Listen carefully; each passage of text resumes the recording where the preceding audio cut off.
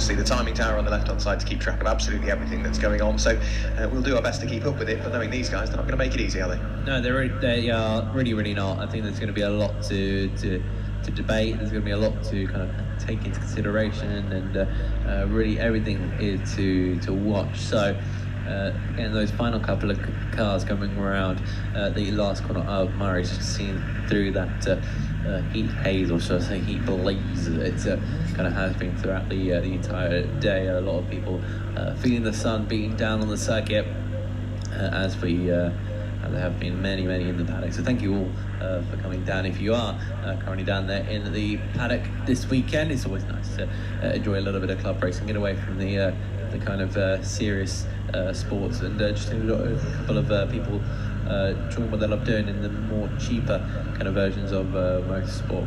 But it looks like the grid is all set. I think we'll potentially be getting a couple of safety cautions at the back of the grid. It seems like that's going to be the case, but we now wait for the red lights to come on, and we go racing.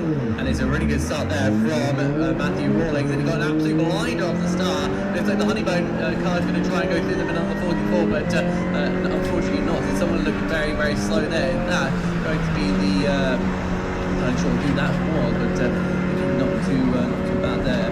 But someone starts in the middle. They all fly through Richardson on towards the hairpin they go. Cars strewn all about the place already.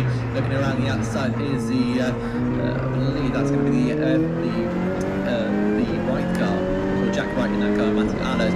You can see the amount of cars showing through there, two Miatas in there, as well as the mini challenge in there. So the MX flies really getting involved and really congested in those little flights there. There's 21 looking around the outside there.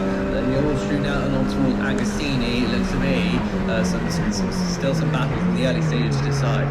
Yeah, and you can see the car that was slow on the grid, George Wright and Simon Morris in their Citroen Saxo. They didn't get their race off to the best start. As we look around Agostini, Jack Wright and Matthew Allett. Matthew Allett behind the wheel is struggling to find his rhythm in this early stage of the race. Did he just lose out to the Pro Am Clio? Yes, he did as well. Strapped up behind him now is one of the Honda Civic Type R's that we have in the field. I think that's Damian Strupchalski, who's out there on circuit. But for the moment, we're starting to see the packs fall in between the classes. But Matty Allett, he's not had the best start. He's now coming under pressure from John Dundee in his Ginetta G40.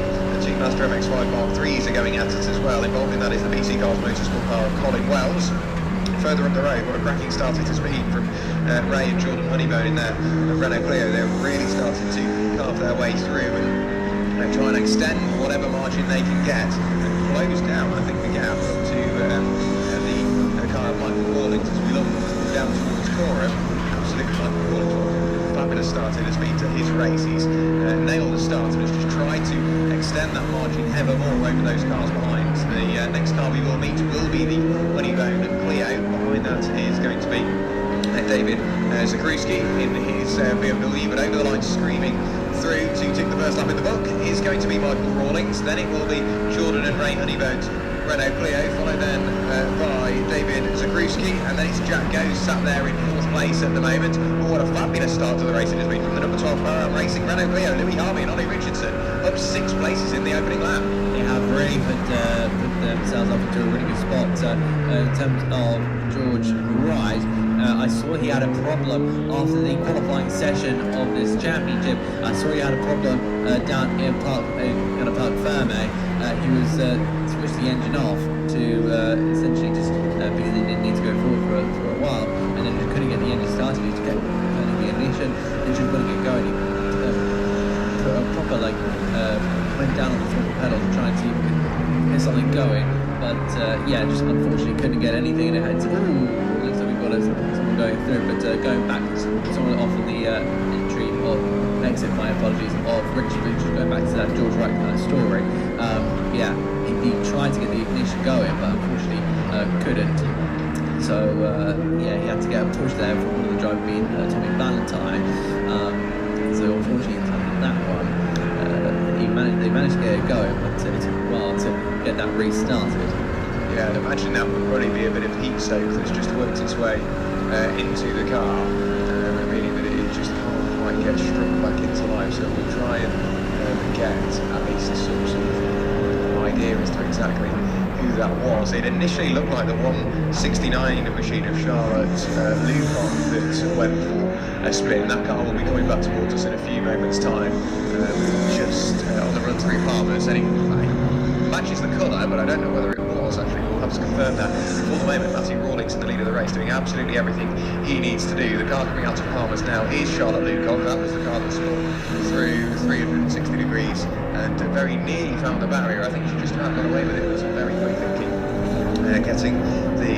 getting the car away from the barriers. But back over the line now goes the number 34 machine, Michael Rawlings, in his BMW 328i, and all of a sudden Ray and Jordan Honeybone's second place is not looking that secure, because David Zakruski is absolutely there, Jack Goes is absolutely there, and we'll wait and see as to exactly how that race is going to play out. But over the next 40 minutes we may just about see Ray and Jordan Honeybone's second place comes under yet more pressure, because over the line they were only 6/10 clear of Zakruski and only 1.2 seconds clear of Jack Goes. So the final couple of spots inside the podium places covered by less than 1.5 seconds.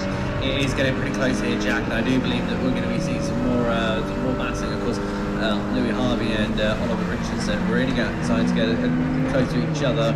That on your screen is in fact the battle for second place. So the two Honeybones in the Renault Clio, and Zakruski doing the cork of the bottle for Jack Goes to try and go through. But the Dub Shack looking pretty comfortable there. And towards the right hander here, Oggy is just trying to carve their way around the circuit. The Renault Clio continue to lead out in front, but Matthew Rawlings had an absolute lead and a half at this stage, but never say never in the Trackday Trophy. Anything can really happen. Of course, many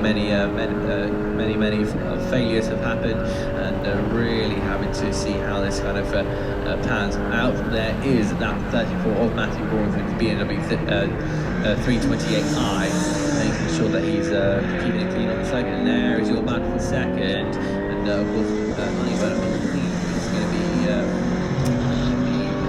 Jordan in that car. Yeah, Jordan's doing the whole race. That was Ray that just came up into the commentary box. So Jordan doing the whole race on his own. I think Ray registered of doing this race. So continuing to extend that margin is Michael Rawlings. He continues to run away with this. Jordan Honeybone is in second place. For how long? He will be relying on the turbocharged inline 4 of that Clio just to try and keep him clear of David Zakruski in a straight line. They matched fairly evenly. Jack Goes doesn't quite have the legs in a straight line, but massively closes in on the brakes. So we'll wait and see as to exactly how that battle's developed. The next car over the line is the number 88 machine, that being the Honda Civic of David Trpchalski. He is trying to run away in turn from Louis Harvey and Ollie Richardson in their Renault Clio. Behind them is the pole sitters, that is Jack Wright and Matthew Allett. Matthew Allett starting that car number 64, the Team Air Supply Porsche 944, and then in the background the Q4 Motorsport car of Robert Quintrell and Robert Yarman. That's going as well. That's going well as well. That little Renault Clio 182, very much batting above its weight, keeping up with the Jeremy Evans and Phil Hart Honda Civic Type R, keeping up with John Dundee in his Ginetta G40. So that's a brilliant little battle that we've just caught on to. That's from 5th down to the best part of 10th place. So it's great to see a really wide array of cars. We've got a Civic Type R, 2 Clios, a Porsche 944, a Ginetta G40, just to name a couple. It's amazing to see, again, 2, 3, 4, 5 formulas of cars that you wouldn't expect to see fighting together, going absolutely tooth and nail over what order they're going to fit into the top 10. And of course, that seems to be the majority of them. Plus, people, you've also got Harvey and Louis Harvey and Oliver Richardson, as you say, in that Renault Clio in Group C, and Quintrell and Jarman in the other Renault Clio currently in Group B. They're currently fighting over potentially the lead of the Group C battle. But many cars separate them. Well, a couple of cars, that being 3, separating those two in that one. There is a 68 there of John Dundee. Now we're seeing the 64 starting to gain up towards the right hand side of John Dundee. The Ginetta looking to be easily having a little bit of drag there from that rear wing, so it's not quite great in the straight line speed. But you just see there how that Porsche 944 really worked his way off into the grass, and that's going to be unfortunately there for Matthew Allard, having to hand over all those places to all four, potentially down to what will be I believe that might be P9 with Evans and Hart in the Honda Civic Type R just about going through Matthew Rawling, setting a new fast on that at 2:11.483, I believe that was. Just seeing on our shady timing screen there, but it's a really good battle, and of course first and best there from Honeybone as well. There is the Honda Civic Type R leading the way ahead of the Harvey and Richardson car.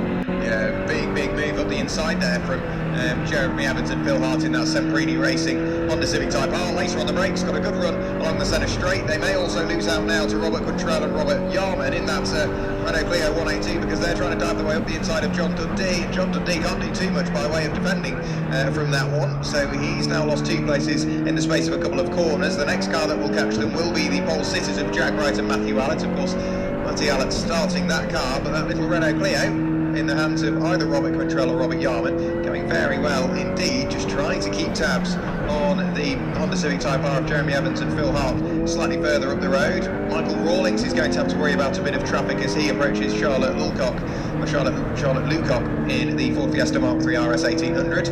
That car will be the next car that Michael reaches, and that's going to become an ever more fragrant issue really throughout this race, because we still have a pit stop to serve, so drivers to be changed, and that's going to throw the order right the way up in the air. But what it will also do is introduce traffic for those teams that have had slightly slower stops, for those teams that have had slightly faster stops. All of a sudden, that clean track that Michael Rawlings was enjoying to himself is going to be a flood with traffic over the next sort of 10-20 minutes. Yeah, definitely. The traffic is going to start approaching. I would say thick and fast here. Ooh, that's going to be the Renault Clio of Ollie Moss. Of course, we spoke about him having his issues before the circuit, and a couple of conversations going on between driver and mechanic, but yeah, all doesn't seem good on that number 4 car. It looks like he's going to have to unfortunately fall into the paddock unless they can resolve something. Just down a bunch of positions. It looks like at this moment in time, our leader Matthew Rawlings got a bit of free track, but that is only going to last a couple more laps before he then comes on to the back markers in the Group D class. Just here, you can see who is heading in towards Murray's, picking up Dundee in the Ginetta G20 in there, in the number 21, heading through that final corner, and that being Wayne Cockerell. Salika looking very nice, and I know that Jack, you were very happy about seeing those Salikas out there, because this championship does put them out in full force. It does, and Wayne Cockerell's been racing absolutely anything he can get his hands on for a number of years now, and that's where Salika is really the usual culprit for Wayne Cockerell. And I know Sarah Hobson is out there as well. She's come on leaps and bounds throughout not only this season but previous seasons as well. Continues to get quicker and quicker behind the wheel of that Toyota Salika, which I think she has now bought for herself. So very much owns the race car in which she races in, and yeah, just seems to be going quicker and quicker. One of the cars we've not really spoken too much about is one of the newest cars we've got out there.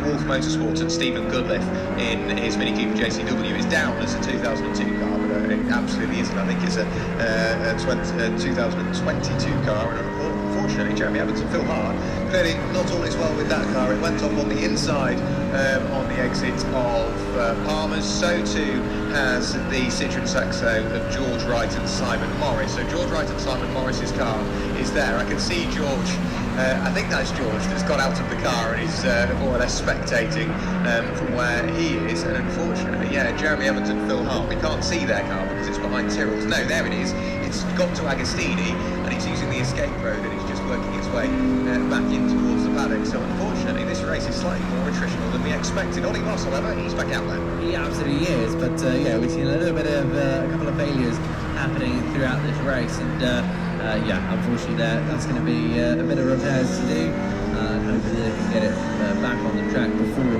then heading off to Cadwell Park for the 7th of September. So they'll be going through the Mini Nürburgring, as a couple of people, as I'm sure a few motorsport fans out there like to well, I think Cadwell Park themselves like to name themselves that. So whatever we want, if you want to call it Cadwell Park, if you want to call it Mini Nürburgring, you go for that. Or after a bit of a moment there for what seems to be the Robert Quantero over Yarman, Renault Clio, I believe that might be. Certainly won the Wright and Allet Porsche 944 right behind them. So we'll see them coming over the timing beam, and it looks like that Renault is very much feeling the pressure. They're heading towards turn number 1. Will that big rear wing and back of John Dundee try and put him around the outside? No, it won't. He'll try and get that move done into fourth heaven. Meanwhile, you can see your pictures there. Big old battle between the MX-5. We back at the Miata Trophy here, Jack? It seems like that's the case, doesn't it? So they will be coming over the line in a few moments' time, led by the BC Cars motorsport car of Colin Wells. They're both, that car's being hunted down by Jay Coombs. In the background, you've got Rob and Martin Adams MX-5 looking in. I can't quite tell who's started that car. I'll look down onto the pit wall and see if it's Rob or Martin. I can't recognise anybody on the pit wall, unfortunately, from this distance. I can see that Jack Wright is waiting patiently to get behind the wheel of the Porsche 944, but at the moment I'm guessing that's Rob Adams. Rob is doing a brilliant job of just applying all the pressure in the right places of Jay Coombs. Back out onto circuit now we get Charlotte Lucock. That will not have been inside the pit window, mainly because the pit window is about to open. Now the pit window has opened, so it will remain open until we have around about 15 minutes of this race to go.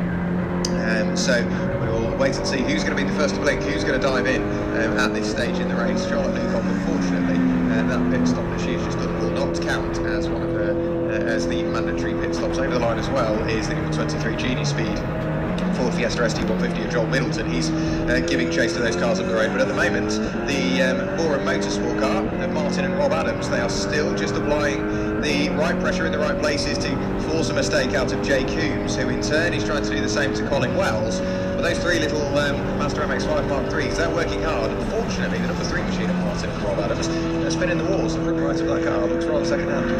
Unfortunate for that's going to look a little bit unfortunate for their part. But yeah, last time around, I believe they were separated by 4.5 seconds. That's the entire top 4 for that Group D class, being of course led by the Lundy, of course Ryan Lundy, very much a Miata Trophy and a Virtue Mini Challenge driver in the previous time, but he's now doing the Trackday Trophy. I'm sure he's absolutely winner from Essex as well. So probably about an hour drive from Essex to the Norfolk circuit of Snetterton here. Again, these little MX-5 getting brawled in a big old battle, and there is a piece of there's a piece of carbon fibre just laying on the circuit. It looks like a slippery flag out as well, so potential liquid. That's a debris flag. It can be used for whether it be an oil spill or fuel spill, or if there is debris or anything out there, whether it's come off the car or not. So, I mean, trying to figure out if it's come off is going to be a tricky job alone. I'd imagine it will be part of a front splitter potentially if it is just a piece of plastic. Trying to confirm on where that was. I thought that was on the run towards Agostini, where we could see the slippery surface or debris flag, but at the moment those little Mazda MX-5s are really going tooth and nail here, and we might just about see Robert Martin Adams and number 3 Bora Motorsport machine go all the way around the outside of Jay Coombs. The opportunity doesn't present itself as they head along the short burst towards Agostini. Let's see how they arrive. Do they arrive nose to tail, or have overtakes been made? Later on the brakes, is it going to be a dive on the inside? Potentially so. It's all the way around the outside, however, for Rob Adams. He will now look back to the inside and see if he can prise the door open on Jay Coombs. Jay is holding station.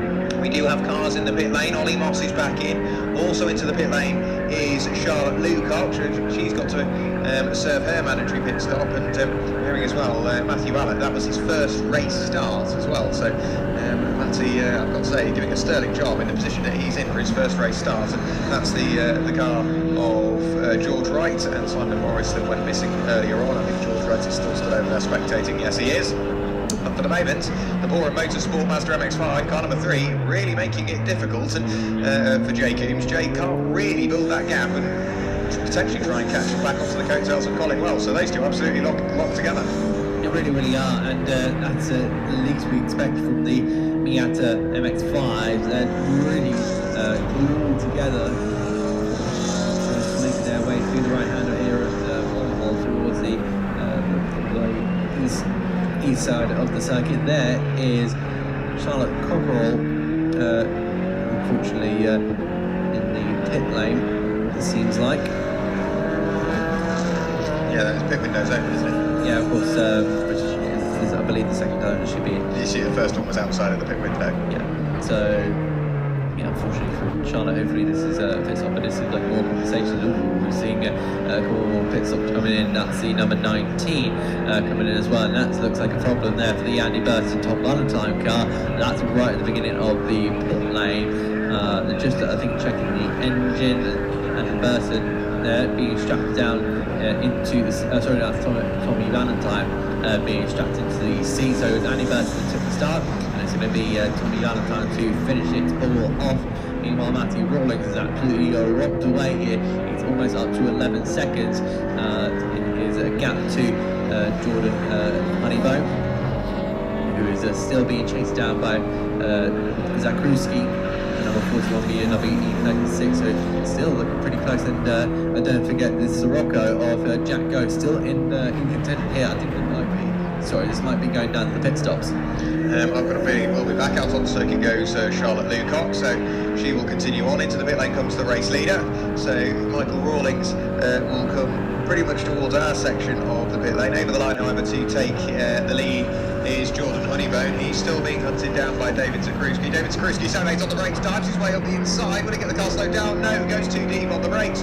Jordan Honeybone wise to the move and dives his way back up the inside and will continue on. David Zakruski is now being left over to Jack Goes. They make contact in towards the wall. The pair of them go, and I'm afraid that is going to be the end of the race for the pair of those two. Those cars aren't in the best position. Jack Goes was on the inside, and I think David Zakruski just moved over slightly inside, so that will be covered immediately by our very, very efficient Snetterton marshals, and they'll be checking that, of course, the drivers are okay, and there's lots of cars coming towards them, so we will just have to keep an eye on how everything is going at that section of circuit. But I'd imagine with the location of those cars, we may see a safety car interruption in a few moments' time. The safety car board's being readied, and yes, safety car has been deployed. That is not the way we wanted to see that battle end, but into the pit lane and effectively timing that quite well is the race leader, that being Michael Rawlings, so he will continue on. I can see David Zakruski out of the car under his own steam. That is the main thing. I can see Jack Goes moving in his car, so hopefully in a few moments' time we will see that door open and the both of them get out under their own power. And yes, Jack Goes is out of the car. Great to see. So Michael, it is going to be David Zakruski out of the car and walking around. Jack Goes doing absolutely the same thing, out of the car and walking around. That is brilliant to see. The pair of them unaided getting out of the car, I'm sure. Slightly shaken, but yeah, that's got to be the best thing we can take away from that. It really, really is, and we that was all we can really hope, that these guys get out of the cars under their own steam. It's never pleasant to see an accident like that. I think potentially Zakruski maybe just coming over a little bit too much after wanting to defend his position, and unfortunately Jack Goes got squeezed a little bit too much and got a fateful of Armco barrier. But the main thing is that they're okay. Cars are a little bit damaged, but I'm sure they'll be back out for Cadwell Park in roughly just short of a month's time. Safety car will be out as well, so the pack will be completely backed up. More pit stops coming in as well. There goes the Janetta coming out, as we see a couple more on screen. That is the Stephen Goodliff 114 Mini heading out of the pit lane, and there is the 444 MX5 of just still in the pit lane there. But these are the kind of the key points to get your stop in. We call it a cheap pit stop, but I think for some different groups, I think it'll be potentially beneficial. We'll have to have a see and take into consideration how it could end up. Yeah, if you are watching along at home or indeed at the circuit with the live stream open, on the left hand side of your screen you do have the timing tower. If the number has a purple background, they are a B class car. If it is a white background, they're a C class car. If it is blue, that is a D class car, and I think if it is orange, that's where you find the singular G class car that we've got out there, that being Richard Clark in the Finsport 116 Renault Clio. So The very efficient Snetterton marshals, recovery crew and medical staff are already there and on the scene. They were pretty much immediately, just tending to Jack Goes and Michael Rawlings. It was great to see them both out of the car. Back out onto circuit now goes a very, very noisy car number 32 in the hands of David Murphy. Of course, we will see him out later on in the Enduro car 3 hour. Back out on circuit also goes Jack Fuller in his Renault Clio. We still have a number of cars in the pit lane, one of those being the Team Wheelcare Honda Civic in the hands of Trevor Hurrell. So he's sat there with the door open, potentially just chatting to the team, a quick check of pressures. Back out on circuit also goes the second of the two NJM cars, Sam Beard and Mark Winwood in their Ford Fiesta. They will be hunted down by the car that should, in theory, fall into about second place come the end of this safety car and pit window, dependent on how this safety car will affect pit strategy, because out on circuit went the car of Jordan Honeybone, but of course his pit stop has been served completely under the safety car. Previous race leader, that being Michael Rawlings, David Zakruski, pardon me, he won't be in such a situation. Was it David Zakruski or was it Michael Rawlings? It was Michael Rawlings, wasn't it, that went into the pit lane under the safety car. Half of his pit stop was under the safety car, so he may have lost a bit of time there compared to Jordan Honeybone, because of his entire pit stop being served underneath the safety car period, and the field just working its way appropriately through Williams. So I think the main concern just needs to be making sure that David Zakruski and Jack Goes are all okay. I can see the cars are being readied to be lifted onto the flatbed lorries. Drivers have already, I think, been brought over our side of the circuit to have the relevant checks done. No matter how small the impact, checks do need to be made on the drivers. And now everybody leaves the pit lane at a very rapid rate. And I think the main story from that one is Jack Wright is now out on circuit in that Team Air Supply Porsche 944. So I'm expecting that car to come flying through the order.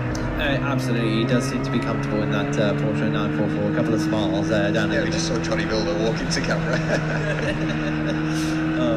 Of course, Johnny Milner also is going to be one of the drivers in the 46 for the Enduro KA, so expecting to be out there as well. Looks like we've got Wells as well out of the race. Unfortunately, I think that's Colin Wells in the number 6. So he's unfortunately had a bit of a moment in that one. Yeah, where Colin Wells has gone missing is yet to be confirmed, but unfortunately, yeah, he is classified as missing. Oh no, he's still out there. Colin Wells is absolutely still out there. He's working his way through Rundle and Nelson as we speak. So he will come through. I think he is effectively behind. He is leading the field. He is the leader of the safety car queue at the moment. So effectively, he's in charge of this race restart. It does look like it's a potential transponder issue, because currently on our map he's showing as missing. So I think according to my screen, we just need to make sure everything's updated on the tracking screen. But it does seem to be that the Honeybone car is leading the way, but I'm sure this will change.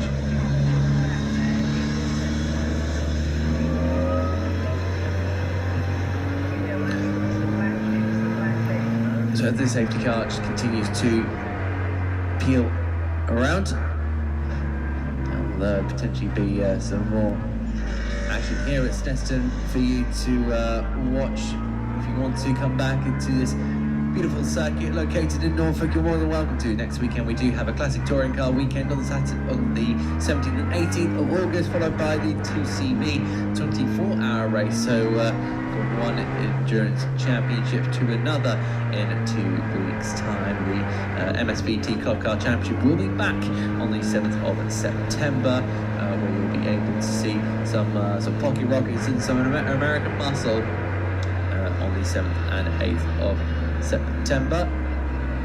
What's going on with this safety car? Because it looks like we've got a whole entire queue. Nothing has been called as of yet, but it looks like we still need a couple more pit stops from there you go. There is Wells and Gilbert's and the Matt Baldacci, number 77, coming to the pit stop. So of course as Zakruski goes, already realise they're now out of the race. We saw that accident happen, but it looks like the safety car is still out there for the moment in time, with 16 minutes still to go. But if you do, again, if you want to come over to Snetterton, we do have the US Snetterton 300, which results in America coming down. So expect to see flying American flags, the Star Spangled, coming down to the circuit. Some NASCAR demos to be featured as well. So get your American Raw on for that one. Then the British Truck Racing Championship will be the week after, so Saturday the 14th and Sunday the 15th of September. Get some of those monster trucks coming out here. And then we've got some more classics for you at the end of the month. Then for the final month of October, the GT Cup Championship finale will happen on the 5th and 6th of October, followed by Modified Live on the 20th of October. Looks like we've got a couple of... we do have a car stopped, so a waving yellow flag, I'm sure is about to be deployed there. Yeah, it's Jack Fuller. I noticed as I was quick look out the window, spotted him straight away. Jack Fuller, unfortunately, he's pulled that car right up against the pit wall, so another car, unfortunately, to be recovered. This race has all of a sudden become rather attritional, slightly more than expected. Colin Wells in the pit lane now, and watching the timing screen, so he will have a bit of work to do once this race gets back underway. Absolutely you will. But if you do want to book those tickets, just go to www.snetterton.co.uk and you can book your tickets from there. Meanwhile, back into the race there is the Gilbert Baldacci Renault Clio heading out onto the circuit, also joined by the MX-5 of Colin Wells. So we can confirm that he's still in the race despite his transponder going missing, but they've been stopped at the forefront of the pit lane. So one of our MSVT personnel's just making sure they need to go back out on track. There is a red light down at the front, and there they go. They can go green, and they can go back out onto the circuit. And there is the very noisy MX-5 heading out onto the circuit. But it looks like the Lundy car is going to be pushed over to the side. So unfortunately there for both Ethan and Ronan. They were looking really strong in that number 8, but unfortunately just something has gone wrong. I'm guessing something happened potentially out of Murray's, the last corner, potentially maybe a shift, and then potentially nothing happening on the car. The marshal is going to push that back to the the left side of the circuit and through a bit in the barrier. Hopefully they can get that in the clear zone, so hopefully no part of the car is sticking out.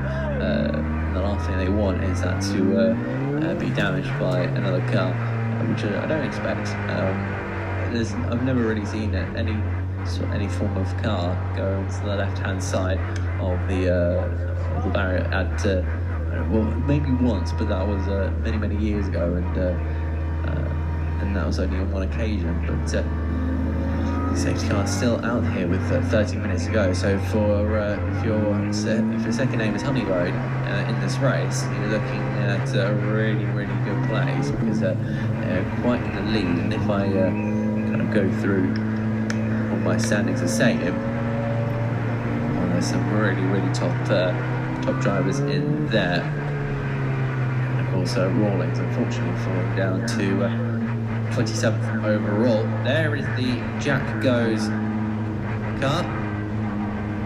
Of course Jack Goes had a really good result. He had a really good start to the race, but it is Volkswagen Sirocco just ended up in tears for him as he tried to go past Zagruski in the BMW E36. I'm sure we'll be seeing those two out next time around at Cadwell Park.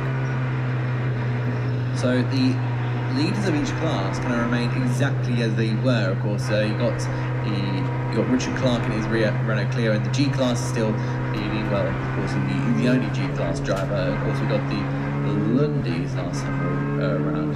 So not my error. It was the number 6. So it was the number 8 that went. So my apologies in that one. Let me fill in a name for you in that one. That was the Fuller Renault Clio. So my apologies. The Ethan and Ryan Lundy in the MX-5s are currently sitting in P1 in the Group D class. And then of course we've got the Harvey and Richardson in Renault Clio in Group C leading the way in that one. They've got Hural right behind them there in the Honda Civic in the Group C class. But of course now the Group B class has changed, and that's going to be both. That's going to be just Jordan Honeycomb in that one.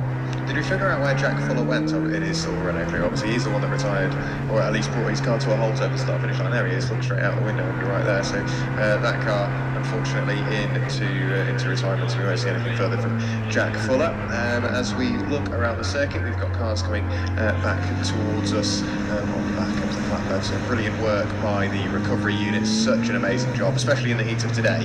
We physically cannot thank them enough. They're making this weekend happen. They really are, and they do need to be treated one way or another for this incredible work that they're doing. They really don't get thanks sometimes, and I really stand by that. We now actually get to have a bit of a closer look at the crash damage of Zakruski, and through the Jack goes Salika. Was it Salika? Sure. Yeah, it looks like the front damage is quite terminal on the front of the BMW. There's a little bit of suspension as well, potentially maybe on the right side as it comes back the way it hit the right hand side Armco. Unfortunately for that 41 race, but there's still a race going on. We just need to make sure that proceedings out on the track are safe in good conditions for our drivers. Yeah, the circuit staff hard at work, aren't they, making sure that the Armco is correctly positioned over that section of circuit. Obviously, if one or a couple of cars can get there, we need to make sure that it is safe and correct, really, because if one car can get there, another one absolutely can. Rob and Martin Adams have indeed worked their way through and past Jacobs in the MX-5, in which they were fighting with. That, I think, has happened in the pit lane. So, of course, the car up the road is the car of Ethan and Rowan Lundy. Of course, Rowan Lundy racing in the Miata Trophy. So they are leading Class D at the moment. The top three in Class D are all Mazda MX-5 Mark IIIs, and second and third place, absolutely nose to tail. When this race gets back underway, they will be fighting away, I'm sure. Unfortunately, a black flag has been sent out by way of Colin Wells. So that may have been just potentially missing a flag that was being waved by the pit wall. It's not necessarily something specific. It could have just been that they have tried to warn him of a mechanical issue, and he's been so concentrating on the racing that he just missed that flag. So he will be called in and have a chat to the clerk of the course. Will have a quick word with him. For lack of a better term, cement dust, the oil or various fluids that have been spilt on the circuit are just being treated with the appropriate agents by the marshals. So that will be a rather sort of smoky place of the circuit once we get this back underway, because all of the dust will be kicked up on the initial aspect of this race. With 8 minutes to go, the clock continues to tick down. The circuit does need to be treated with the utmost respect, and we need to make sure that we can get the circuit back and ready to go racing in the safe manner. That is the key bit, making sure that when we go back racing, we do it safely. Waving out of the window there was one of the I think it was one of the Ford Fiestas we got out there. I think that could have been David Murphy that was just waving away to the crowd through Agostini. But you can imagine now, whilst they are running around at a reduced pace, there isn't going to be as much airflow through the car. So if you're not in one of those convertible Mazda MX-5s, you'll be getting rather toasty. Yeah, you really would be, and I have seen a couple of windows down, which is fair enough. You do get pretty toasty in there, and I'm sure that these guys do get told when they are going around the circuit at full racing speed that they need to keep their windows all the way up for just to keep themselves safe, because a lot of them put a piece of carbon fibre flying through their window and hitting their helmet. So that's not going to be an ideal place. And it looks like a couple of cars being showing their way through. So it looks like we're close to going racing. We're not going to be getting a lot of time left. 6 minutes and 45 seconds and counting down. And I believe that's going to be Matty Raw, the Fletcher Langston Mazda RX-5 is going to be involved in that one, and the Middleton Ford Fiesta ST, potentially even the Tom Valentine, Andy Burton car in that one. I think they're just wavering through a whole host of cars to say, yeah, well, let's get some of you guys on lap, let's get you on the lead lap, and then let's see if we can get a race going. But yeah, this may take a little bit of extra time to do so, because of course these cars are now going to be rapidly trying to make their way onto the back of the field. Of course, the safety car potentially go at an even slower pace, so I wonder how that's going to kind of affect the flow. Normally when you're travelling about 120, 130 miles an hour down the centre straight or the Bentley straight, you're going to have that airflow going through the grills, you're going to have the cool down. But when you're moving around 30, 40, 50 miles an hour, you're not going to get as much airflow, so you're going to have to really keep the engine cool down. Just going through our commentary box, and there is the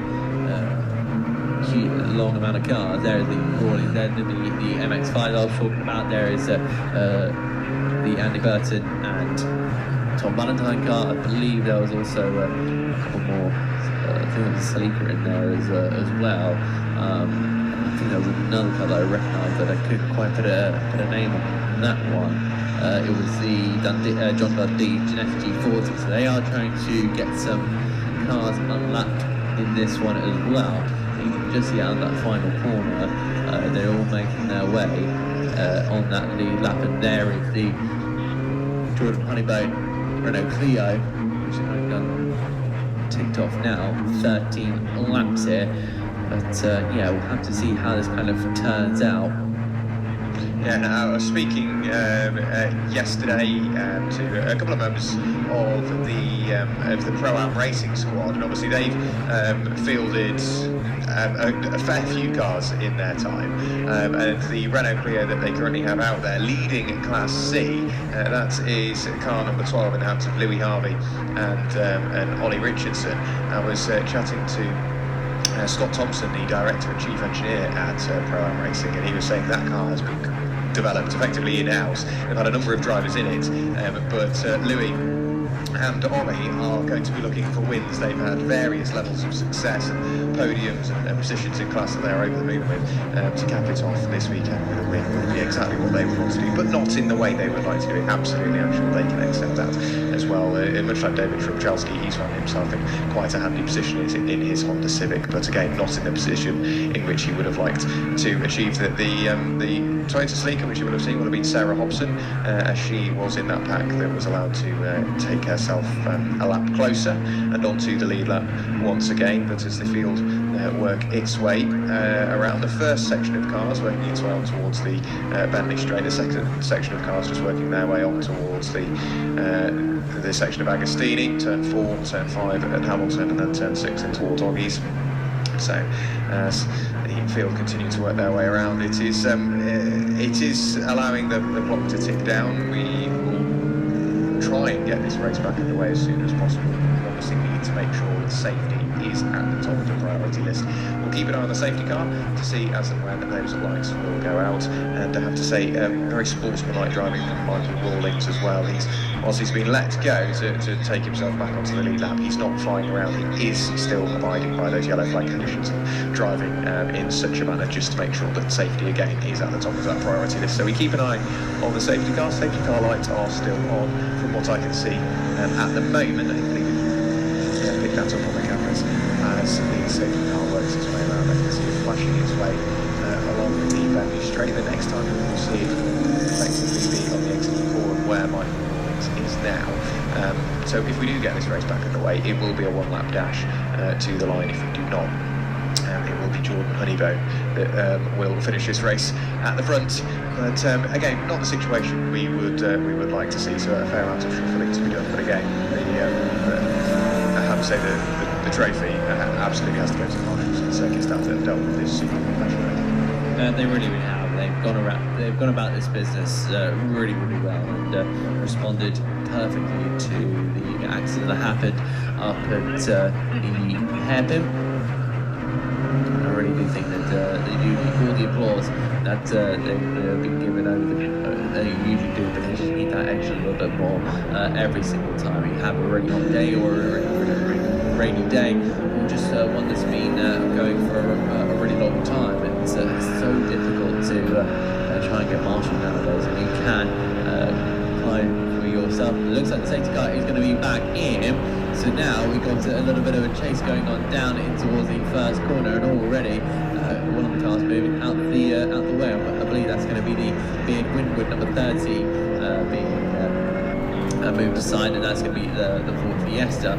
So it looks like we do have a little bit of racing going. They head their way in toward the hairpin and in toward that very tricky middle section. Palmer's the one up next. I think you see a lock up there going into Palmer's from one of the cars at the front of the pack, and there is the number 34 of Rawlings, who's had the best time. He's got stuck in the pit lane, and now a couple of manoeuvres being made there, but that was the number 3 trying to go around the outside of Jordan Honeybone, so I'm not expecting that one, but a lot of pushing in big old potential.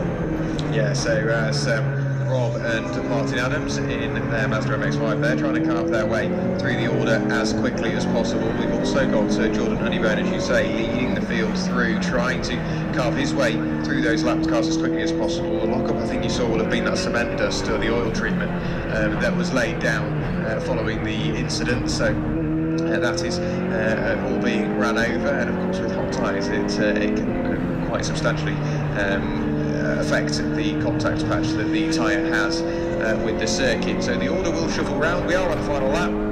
We look over our left shoulder and await the arrival of, it may be Jordan Honeybone, or it could potentially be the first car that we see of Michael Rawlings, because of course he was leading that sort of train of cars that was slightly further up the road and trying to unlap themselves. There is Michael Rawlings. He's coming through Coram now, and then we will await the arrival of Jordan Honeybone, who should be coming through to win this race here at Snetterton. But what a way to go racing with the MSVT Trackday Trophy. Again, not the situation we would like to see, but from the battles we saw post and prior to the events that happened on the circuit, it's been a pretty good race, hasn't it? It really has, and you've got to give full credit to not just the marshal, but all the drivers been managing out there at this moment in time. They've been doing an absolutely brilliant race there. We wait for Jordan Honeybone to make his way over the line. There he is, I believe, just making his way through and across the line, and he wins the race. And a brilliant picture to go with it, with Ryan Allett in the Porsche 994 just finishing ahead of Juplasky in P3. So there goes the Group B cars, and there's going to be Louis Harvey and Oliver Richardson to win in their Group C. What about Roran Lundy and Ethan Lundy? They've won Group C, and of course the sole Group G of Richard Clark taking victory in the Renault Clio.